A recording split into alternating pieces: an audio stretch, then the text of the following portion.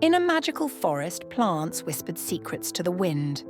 One day, a curious young rose asked, "Why do we have thorns?"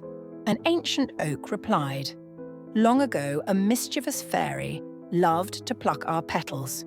To protect ourselves, we grew thorns." The rose pondered, "But what if the fairy returns?"